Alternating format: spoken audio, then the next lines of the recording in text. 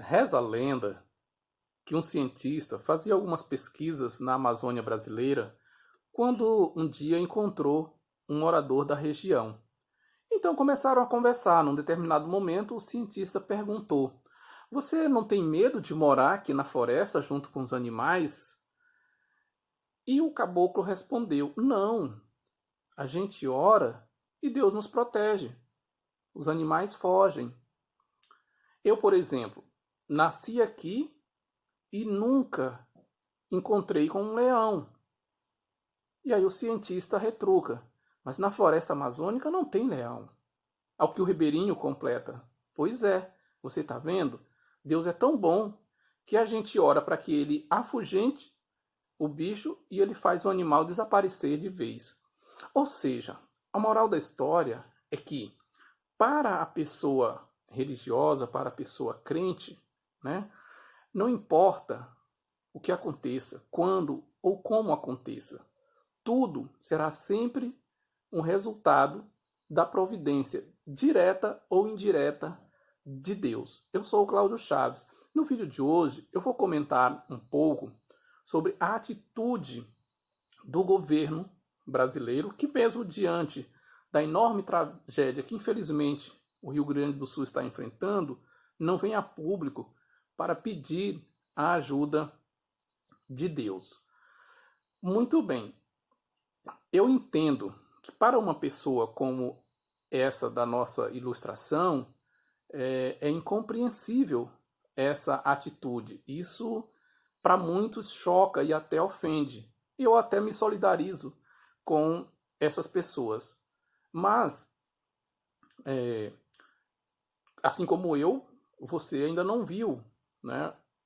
Mesmo diante da tragédia, o presidente, a primeira-dama, algum ministro, governador do estado ou algum outro agente do estado, via público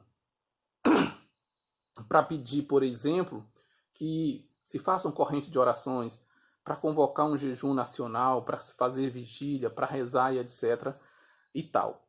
Mas o governo, tanto federal quanto estadual, tem mobilizado toda a sua logística, né? Equipes de infraestrutura, reconstruindo pontes, tentando escoar água, mantimentos, a questão elétrica, né? São as Forças Armadas, enfim, todo o staff do governo para resolver os problemas causados pelas chuvas e pelas cheias. Não? Por que isso acontece? Basicamente, por duas razões. Primeiro, né, em respeito ao princípio do Estado democrático, e segundo, em respeito à inteligência das pessoas que sabem que esse tipo de Estado, essa proposta de sociedade, não permite que agentes públicos, né, em nome do Estado, agindo em nome do Estado, né, possa envolver a religião em assuntos do governo, em assuntos do Estado. Isso não quer dizer que esses agentes sejam ateus, agnósticos, que não tenham fé. Simplesmente eles respeitam aquilo que está na Constituição e está na fundamentação do Estado democrático de direito, que é um Estado humanista. O que isso quer dizer? Isso quer dizer, a grosso modo, que para os humanistas, para as pessoas que idealizaram o Estado democrático de direito, não importa o que aconteça com a humanidade, seja fome, sejam epidemias, pandemias, guerras mundiais, problemas na economia, o que quer que seja, qualquer que seja o problema, a solução para os problemas humanos terá que ser sempre o próprio ser humano. Não é? Esse processo foi chamado por alguns filósofos de desencantamento do mundo. Immanuel Kant, um grande filósofo prussiano, chegou a dizer sobre isso que o ser humano tinha saído da menoridade, ou seja, tinha atingido a maioridade. O que acontece quando a gente atinge a maioridade? A gente não depende mais do pai. Com isso, Kant quis dizer que o ser humano, a partir de agora, ele dependia apenas das suas habilidades, da sua razão, e não mais de Deus. E esse é o princípio que fundamenta o Estado democrático de direito. Por isso que ele é chamado de Estado democrático.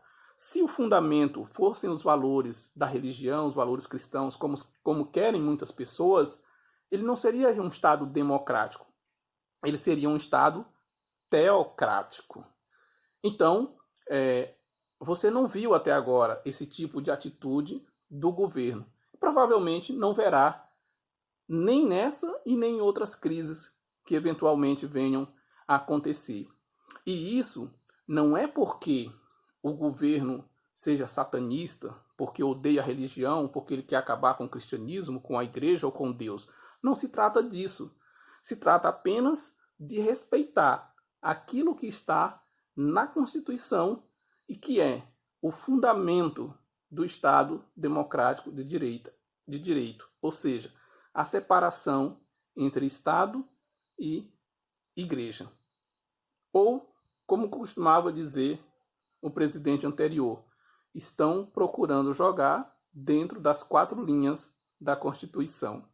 Você pode curtir ou descurtir, mas não deixe de discutir. Até um próximo encontro.